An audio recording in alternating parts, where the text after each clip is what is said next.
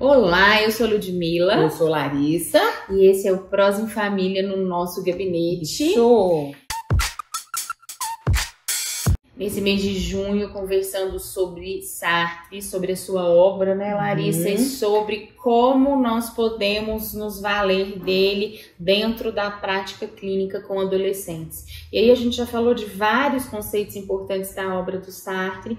Eu acho que um outro ponto fundamental e que se relaciona sim com o universo adolescente que ele trata é a questão de sermos marcados pelo sentimento de angústia, né? Isso. Né, o Sartre e outros existencialistas vão trazer esse tema de forma muito central, organizadora da teoria. Então ele está entendendo que a angústia, ela nasce principalmente da gente perceber-se responsável pelas nossas escolhas, pelos nossos atos. Então a angústia é quase que, digamos, uma grande possibilidade ou quase uma condição nossa, né? Em algum momento nós, na nossa existência, vamos nos deparar com sentimentos de angústia, de desamparo, de desespero.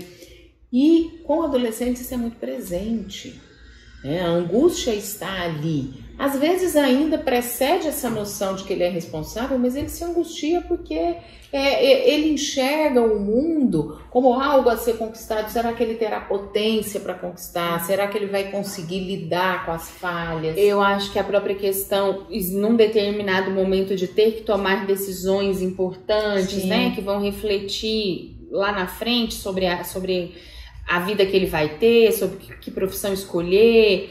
Muitas vezes a gente também vê essa angústia tendo como causa ali a questão da sexualidade, né, Larissa? Então, às vezes, não saber lidar com isso, não entender ali essas questões, não ter liberdade para falar sobre isso em casa. Então, tudo isso vai... Não que a angústia deixe de estar com a gente na vida adulta, não é isso. Mas na adolescência ela tem alguns outros motivos para aparecerem mais fortemente, né? Sim, e porque às vezes, né, Ludmila, o adolescente se confronta com a norma, né? A própria questão da sexualidade que a gente está falando, muitas vezes é isso, né? Você tem uma normativa sobre a sexualidade que define uma heterossexualidade compulsória, que define para as mulheres uma certa castidade compulsória, que define para os homens um arroubo compulsório, e às vezes o adolescente não se localiza em nada disso. E daí ele vai ficando então angustiado, o que fazer, né, se eu não sei como definir a minha vida, se eu não sei para onde encaminhar. E aí, para resolver a angústia, muitas vezes ele vai se vincular exatamente a uma rede de relações normativas. O que é paradoxal, porque às vezes ele não consegue entender como lidar com alguns tipos de norma e ele se vincula a outros. Entra aí, por exemplo, o papel da religião. Né? Ou às vezes uma religiosidade exagerada que o adolescente adota, ou às vezes é a própria família que vai impondo isso. Então, a religião, de modo geral, as religiões, elas fazem uma mediação entre a noção do sobrenatural, a noção de uma divindade e o próprio sujeito. Então, a religião está ali mediando essa relação e impondo regras.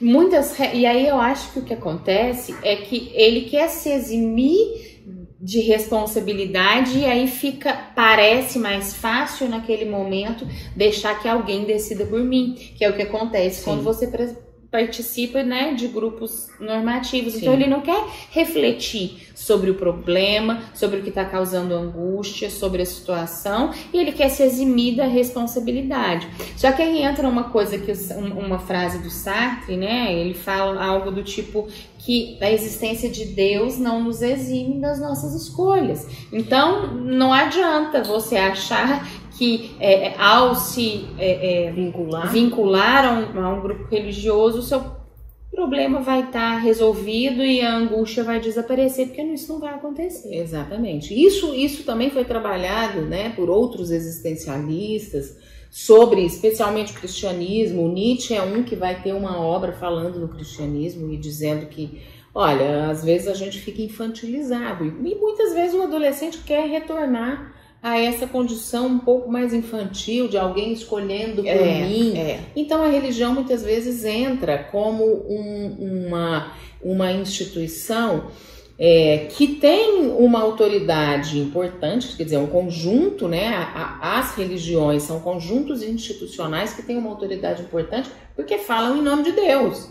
Então, muitas vezes é a fé que vai resolver algumas coisas e aí essa fé é entregue a uma instituição para ser devolvida para o adolescente em forma de doutrina. Então, com isso, ele deixa, por exemplo, de fazer o exercício da reflexão ou de pensar sobre a escolha.